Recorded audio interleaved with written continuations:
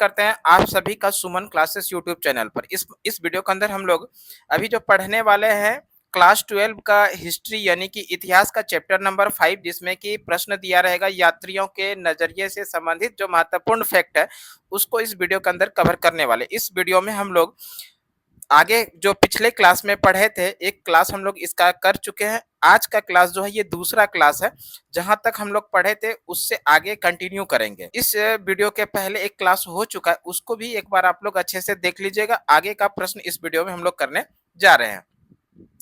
इसमें आज के वीडियो में हम लोग जो पहला क्लास आएगा, पहला प्रश्न आएगा।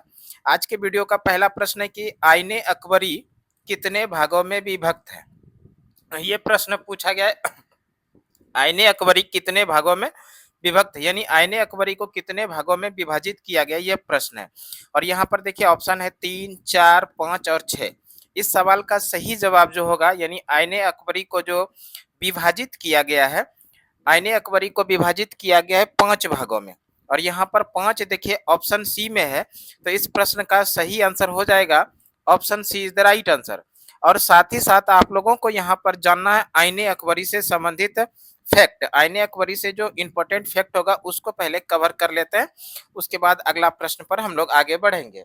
सबसे पहले ये समझिए आईने अकबरी, आईने अकबरी, ये जो आईने अकबरी जो है, इसके बारे में इंपॉर्टेंट फैक्ट इस तरह से, आईने अकबरी के लेखक कौन है। पहला प्रश्न तो बनेगा कि आईने अकबरी को लिखा कौन है। आईने अकबरी की बात करें, आईने अकबरी को जो लिखा है वो लिखा है अबुल फजल ने। अबुल फजल के द्वारा आईने अकबरी की रचना की गई है। आईने अकबरी की रचना किसने किया है? अबुल फजल। और इस आईने अकबरी के अंदर क्या लिखा गया है? मुगल शासक अकबर से संबंधित इसके अंदर जानकारी है। मुगल शासक एक प्रसिद्ध शासक था अकबर का शासनकाल, अकबर, और इसी अकबर के शासनकाल से जो संबंधित जानकारी है उसी को लिखा गया है आईने अकबरी के अंदर। और इस आईने अकबरी को लिखा किसने है? तो आईने अकबरी को लिखा है अबुल फजल ने। और एक चीज ध्यान रखिएगा, ये किस भाषा में लिखा गया है? फारसी भाषा में। आईने अकबरी को किस भाषा में लिखा गया है? तो फारसी भाषा में आईने अकबरी को लिखा किसने है? अबुल फजल ने के द्वारा लिखा गया है। आईने अकबरी के अंदर क्या है? अकबर के शासन काल से संबंधित जो जानकारी है उसी के द्वारा लिखा गया है। आईने अकबरी की जो रचना की गई है, इसके कुल कितने भाग हैं, यानी कितने भागों में इसको विभक्त किया गया है? तो 5 भागों में इसको विभक्त किया गया है। और इसका जो मुख्य भाग है जिसका नाम है अकबरनामा, इसका मुख्य भाग क्या है जिसका क्या नाम है? अकबरनामा है। तो आपको अगर सीधा प्रश्न भी पूछा जाए कि अकबरनामा की रचना किसने किया है, तो यहाँ से भी आप लोग जवाब दे सकते हैं अकबरनामा की रचना किया है अबुल फजल ने। अकबरनामा की रचना किसने किया है? अबुल फजल। ये जो 5 भागों में विभाजित किया गया है आईने अकबरी को, इसी 5 भाग में से सबसे महत्वपूर्ण भाग जो है जिसका नाम है अकबरनामा। और इस तरह से अकबरनामा की रचनाकार कौन हुए? अबुल फजल। अकबर के बारे में थोड़ा सा बात कर लीजिए। अकबर के शासन काल का जो टाइम पीरियड है 1556 से 1605, ये अकबर का शासन काल है। ये भी प्रश्न कई बार एग्जाम में देखने के लिए मिला है। मुगल शासक के रूप में अकबर का शासन काल कब से कब तक है? तो 1556 से लेके 1605 माना जाता है अकबर का शासन काल। ठीक है, अब हम लोग अगले प्रश्न पर बढ़ेंगे। अगला प्रश्न यहाँ पर देखिए क्या पूछा गया। बर्नियर किस देश से मुगल दरबार में आया था? बर्नियर के बारे में संबंधित प्रश्न है। ये जो बर्नियर है ये किस देश से मुगल दरबार में आया था? बर्नियर के बारे में प्रश्न पूछा जा रहा है।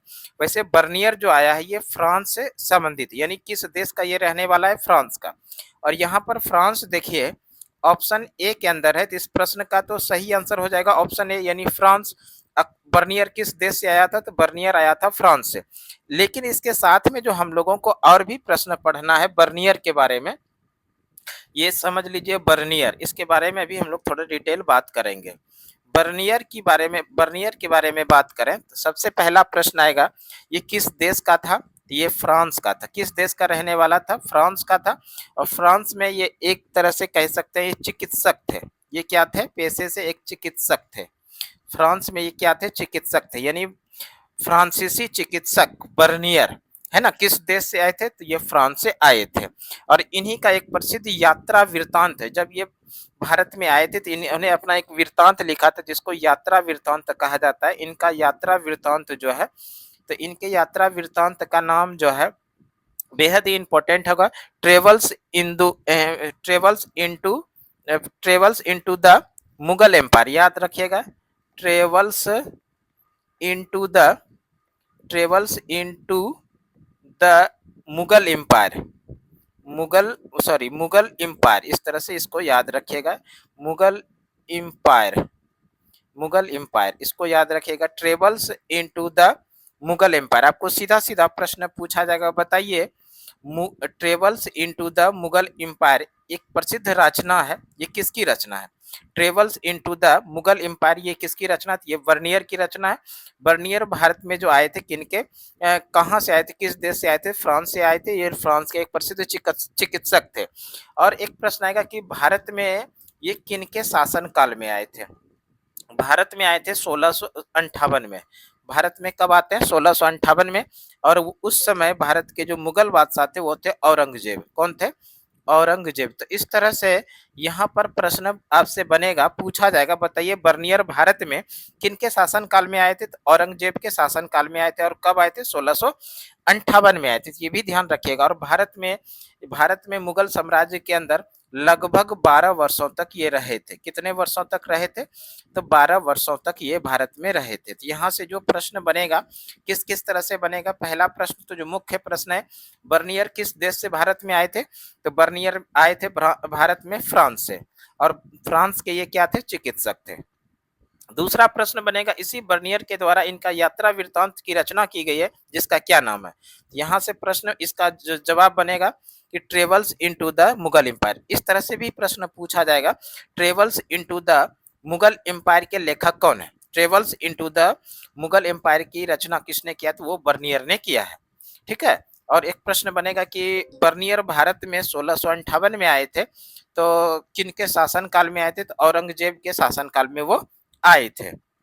कितने वर्षों तक भारत में रहे थे? तो 12 वर्षों तक भारत में रहे थे। अब हम लोग अगले प्रश्न पर चलते हैं। अगला प्रश्न देखिए क्या है। अगला प्रश्न पूछा गया, रेहला के रचनाकार का नाम है।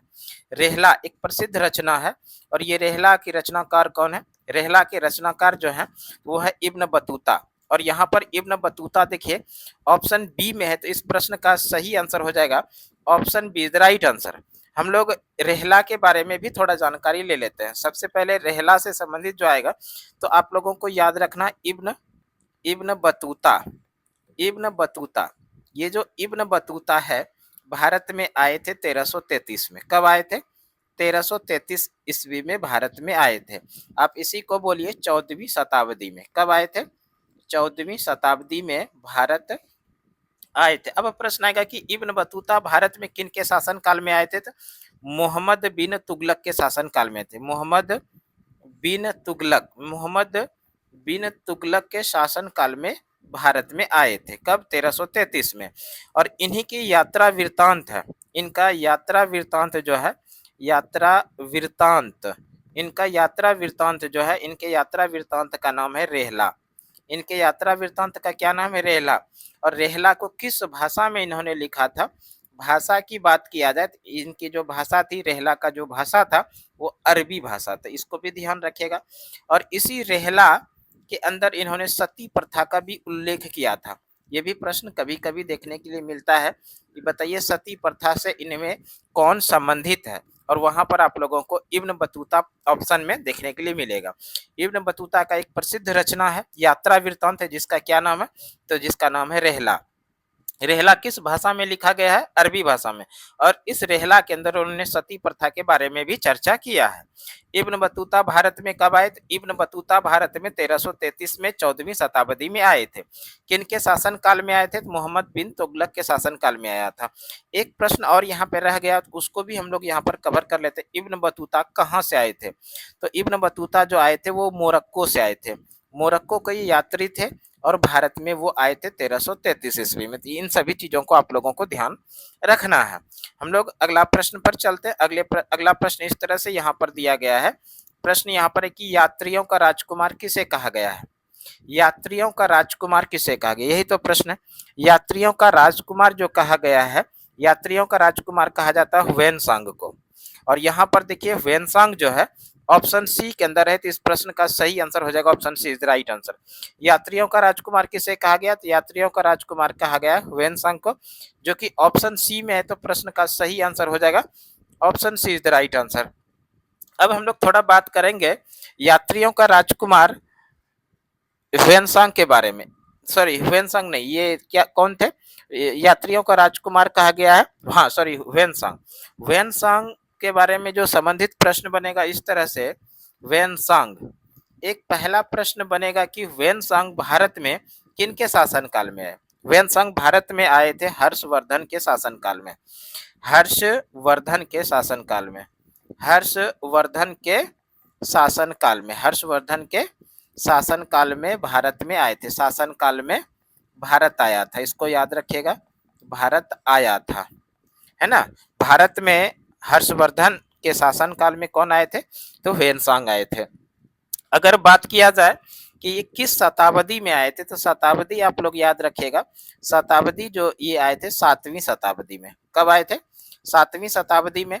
और इसी ह्वेनसांग के द्वारा भारत में आकर नालंदा विश्वविद्यालय से बौद्ध धर्म की शिक्षा लिया था।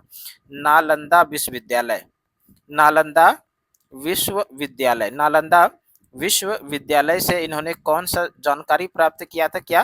तो बौद्ध धर्म के बारे में जानकारी प्राप्त किया था। किस धर्म की शिक्षा, किस बारे में जानकारी लिया? बौद्ध धर्म के बारे में। और इन्हीं का एक प्रसिद्ध रचना है, और इनके रचना का नाम है सीयूकी।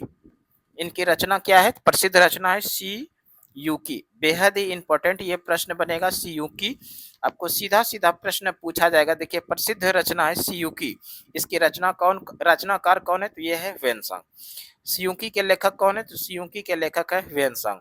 और ह्वेनसांग जो है भारत में किन के शासन काल में आए थे? तो ह्वेनसांग भारत में हर्षवर्धन के शासन काल में आए थे।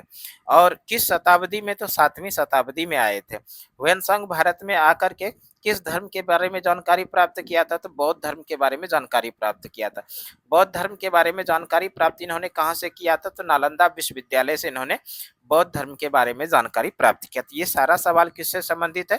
ह्वेनसांग से संबंधित है, और साथ ही साथ हर्षवर्धन से संबंधित है। ठीक है, हम लोग अगले प्रश्न पर बढ़ते हैं। अगला प्रश्न पूछा गया है यहाँ पर, अलबरूनी भारत में किस शताब्दी में आया था? सीधा सा प्रश्न पूछा गया अलबरूनी से संबंधित, अलबरूनी भारत में किस शताब्दी में आया था? अलबरूनी भारत में 11वीं शताब्दी में आया था। 11वीं शताब्दी यहाँ पर ऑप्शन बी में है, इस प्रश्न का सही आंसर हो जाएगा ऑप्शन बी, राइट आंसर। यानी अलबरूनी भारत में आया कब था? 1017 ईस्वी में भारत में आया था। 1017 यानी 11वीं शताब्दी में भारत में ये आए थे अलबरूनी। अलबरूनी के बारे में जो प्रश्न बनेगा, महत्वपूर्ण प्रश्न, उसको हम लोग देखते हैं। सबसे पहला चीज तो अलबरूनी के बारे में याद रखिएगा, अलबरूनी, अलबरूनी, अलबरूनी जो भारत में आए थे वो किन के साथ में आए थे? अलबरूनी भारत में मोहम्मद गजनबी के साथ भारत आया था। मोहम्मद गजनबी के साथ भारत में आए थे। अलबरूनी भारत में किसके साथ में आए थे? मोहम्मद गजनबी के साथ में भारत में आए थे। अलबरूनी भारत में जो आए थे कब? तो 1017 ईस्वी में आए थे। 1017 यानी आप इसी को बोलिए 11वीं शताब्दी में। 11वीं शताब्दी में यानी 1017 ईस्वी में अलबरूनी भारत में आए थे, मोहम्मद गजनबी के शासन काल में आए थे। और इसी अलबरूनी के द्वारा एक प्रसिद्ध रचना किया गया है, और इनका जो प्रसिद्ध रचना है, इनका प्रसिद्ध रचना जो है वो कौन सा है? तो ये है किताब उल हिंद। इनके प्रसिद्ध रचना का क्या नाम है? किताब उल हिंद, किताब उल हिंद।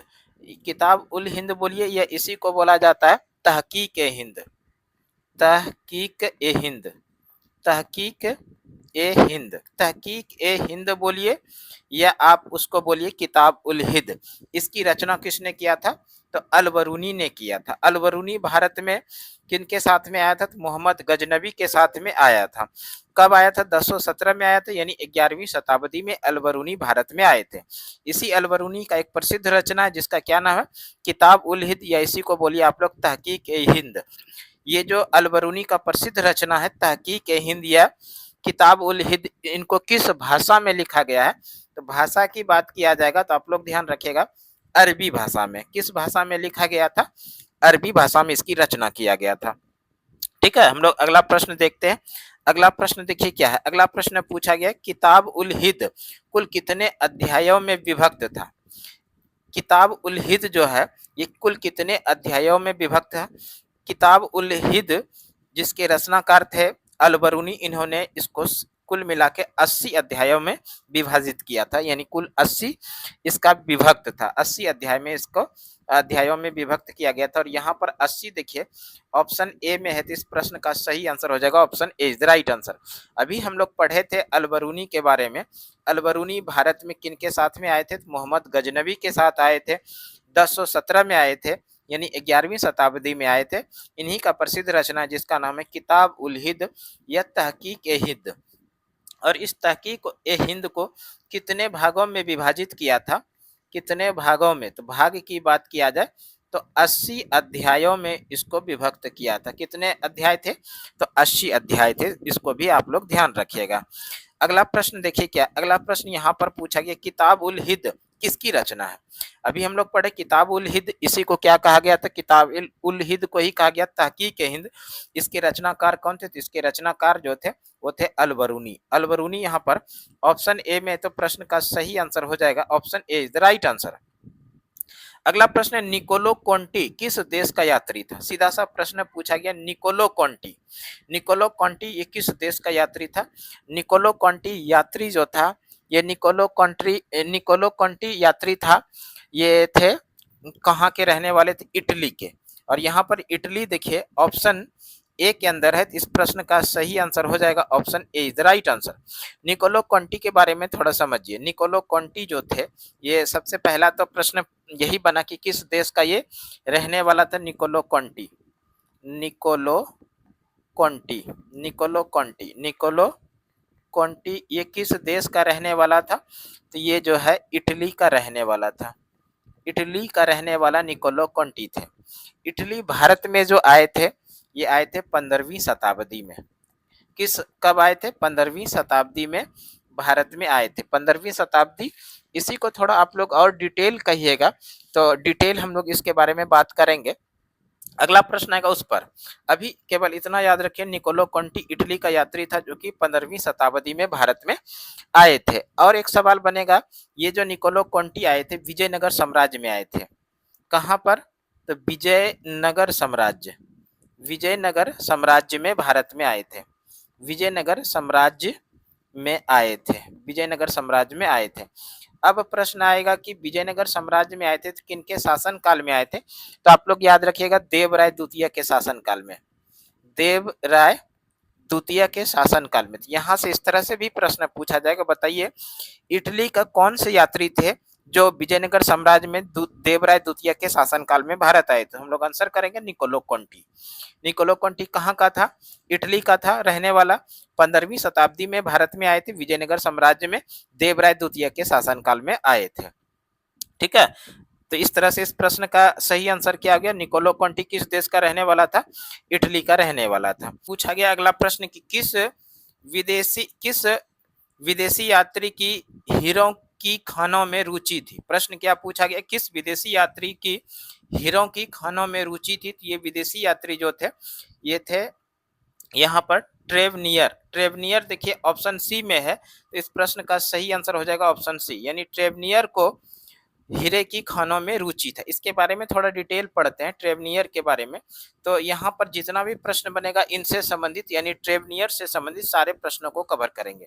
सबसे महत्वपूर्ण तो सवाल इस तरह से आएगा, ट्रेवनियर। ट्रेवनियर सबसे पहला यहाँ पर हम लोग लिख रहे हैं ट्रेवनियर। ये जो ट्रेवनियर है, ये ट्रेवनियर भारत में कब आए थे? भारत में आए थे 17वीं शताब्दी में। कब आए? 17वीं शताब्दी में भारत में आए थे। 17वीं शताब्दी में भारत आए। कब आए थे? 17वीं शताब्दी में भारत आए।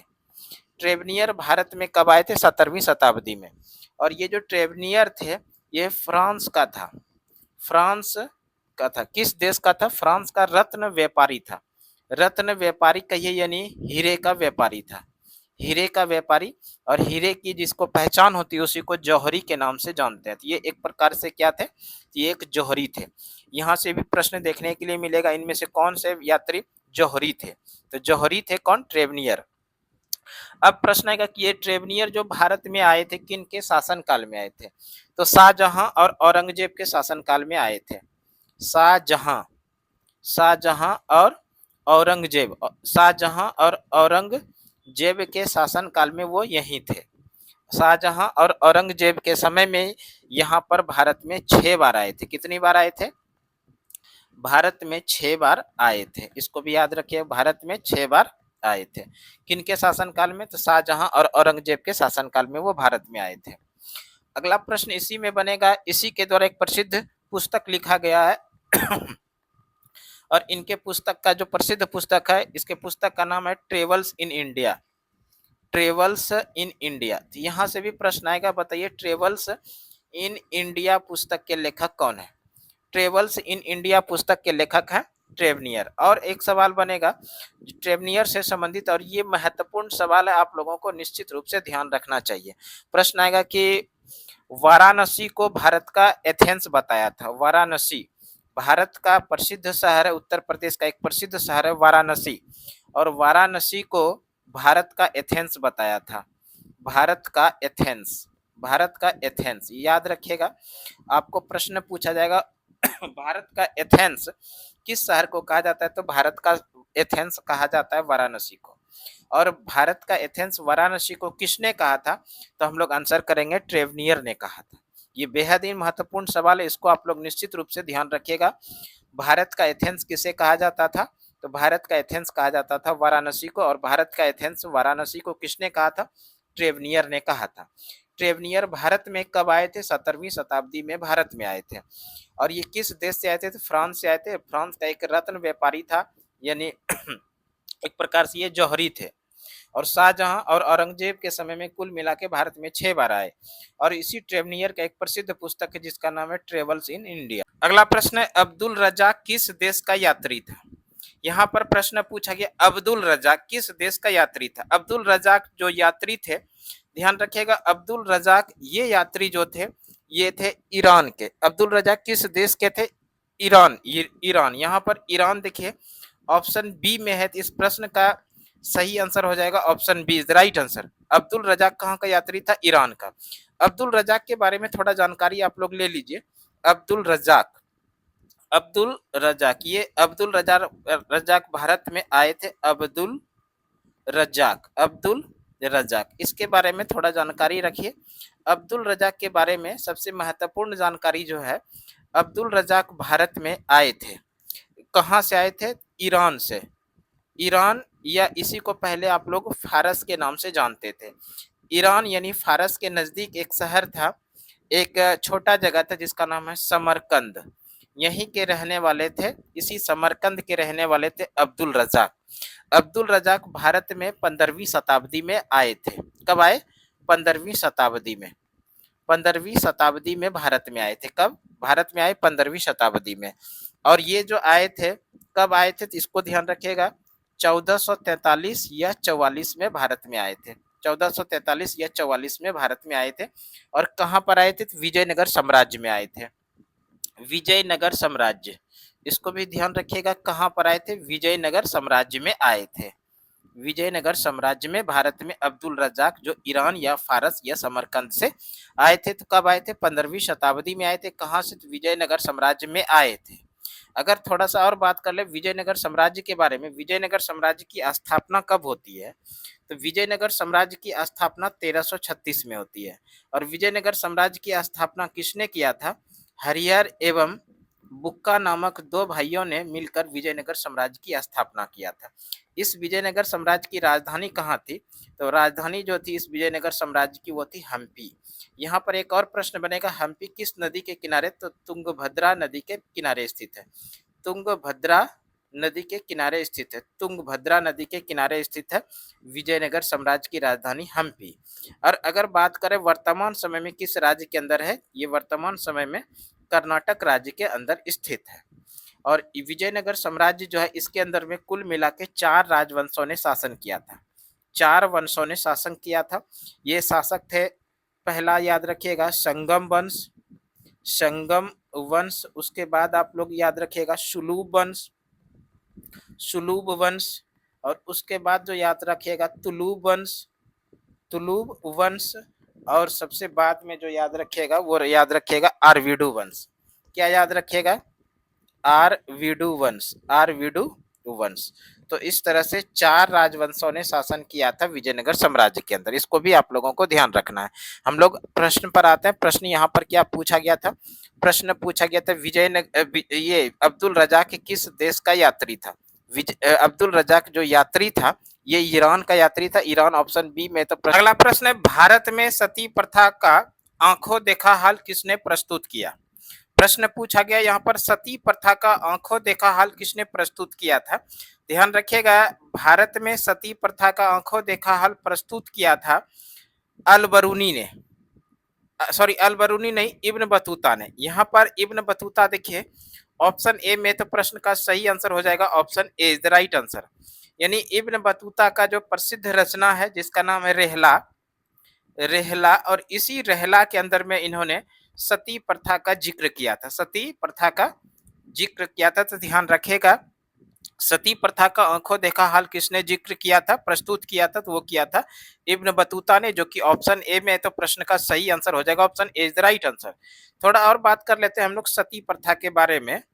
ये जो सती प्रथा है, सती प्रथा, सती प्रथा पर प्रतिबंध किसने लगाया था? आधुनिक भारत में सती प्रथा पर प्रतिबंध 1829 में लॉर्ड विलियम बेंटिक ने लगाया था। लॉर्ड विलियम बेंटिक, याद रखिएगा, Lord William Bentinck, Lord William Bentinck ने सती प्रथा पर प्रतिबंध लगाया था। कब? 1829 में। और इसमें सती प्रथा पर प्रतिबंध लगाने में सबसे बड़ा जो सहयोग था वो किसका था? तो आप लोगों को याद रखना है राजा राम मोहन राय, राजा राम मोहन राय, राजा राम मोहन राय के ही सहयोग से, राजा राम मोहन राय के ही सहयोग से 1829 में लॉर्ड विलियम बेंटिक ने सती प्रथा पर प्रतिबंध लगाया था। इस राजा राम मोहन राय का एक प्रसिद्ध रचना है जिसका नाम है संवाद कुमुदी। याद रखिएगा, राजा राम मोहन राय का प्रसिद्ध रचना है, क्या नाम है? संवाद कुमुदी, संवाद कुमुदी। और इस संवाद कुमुदी के अंदर में भी सती प्रथा का जिक्र किया गया है। वैसे अगर हम लोग थोड़ा सा और बात करें, सती प्रथा का पहला लिखित साक्ष्य कहाँ पर मिला? सती प्रथा का पहला लिखित साक्ष्य, अगर इस तरह का प्रश्न रहे, सती प्रथा का पहला लिखित साक्ष्य जो मिला था वो मिला था गुप्त काल का एक प्रसिद्ध अभिलेख है, गुप्त काल का अभिलेख, गुप्त काल का एक अभिलेख है। और ये जो अभिलेख है एरन अभिलेख है। कौन सा है? एरन अभिलेख, एरन अभिलेख।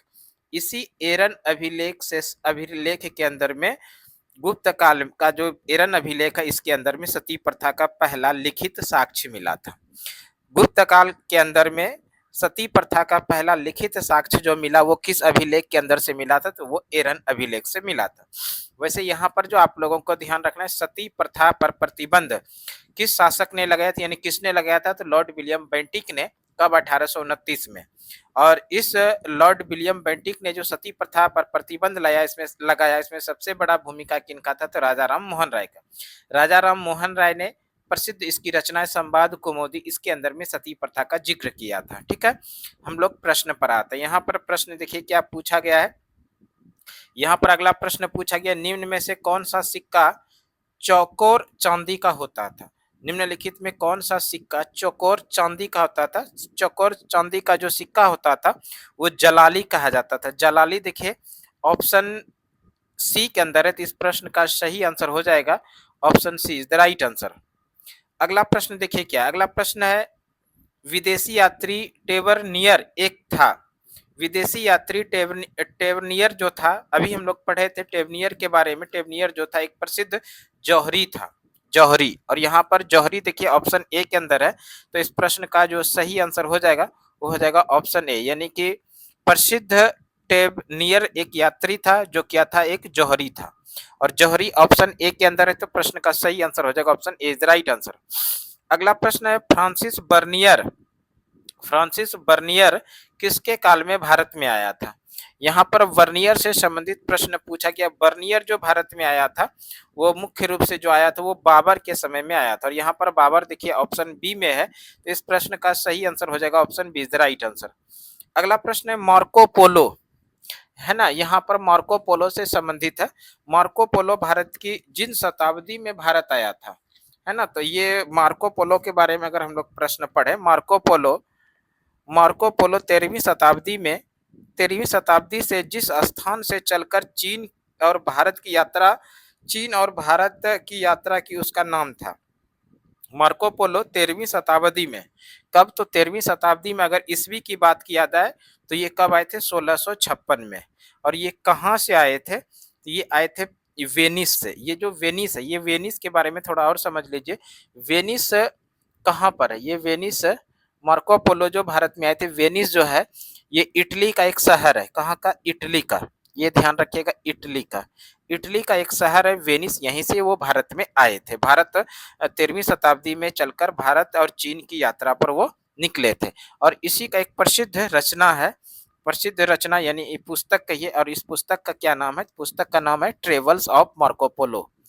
The travels travels of Marco Polo, the travels of Marco Polo, इसको याद रखिएगा, ट्रेवल्स ऑफ मार्को पोलो, इसको सीधा सीधा आप लोग याद रखिएगा, the travels of Marco Polo. ये किसकी रचना है, ये रचना है मार्को पोलो का, ठीक है। यहाँ पर प्रश्न पूछा गया था, मार्को पोलो ने 13वीं शताब्दी में जिस स्थान से चलकर चीन और भारत की यात्रा थी उसका नाम था वेनिस, और ये वेनिस किस देश के अंदर है, इटली के अंदर है, ठीक है।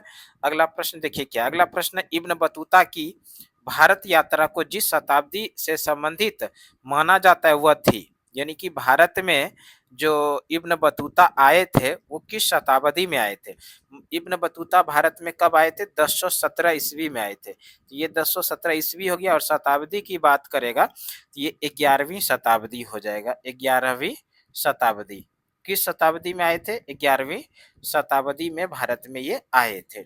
इब्न बतूता किस देश से आए थे, तो ये आए थे, मोरक्को का यात्री था, मोरक्को से ये भारत में आए थे। और इसी इब्न बतूता एक प्रसिद्ध रचना है, और इनके रचना का क्या नाम है, तो इसके रचना का नाम है रेहला।